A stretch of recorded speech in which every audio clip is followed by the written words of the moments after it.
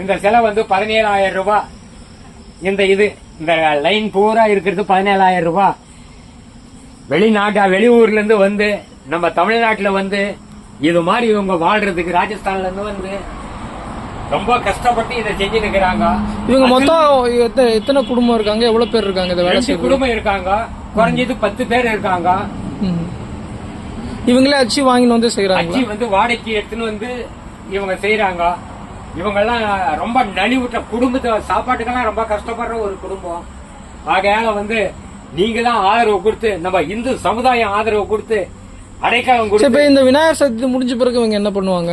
விநாயகர் சதுர்த்தி முடிஞ்ச பின்னாடி வந்து இவங்க வந்து கொழு பொம்மை ரெடி பண்றாங்க, சின்னது. ஒரு சீசனுக்கு ஒரு விதமான பொம்மைகளை வந்து செஞ்சு கொடுக்குறீங்க. கொழு பொம்மை இது பண்ண போறாங்க. இந்த பக்கம் இந்த பெரிய சிலைகள்லாம் என்ன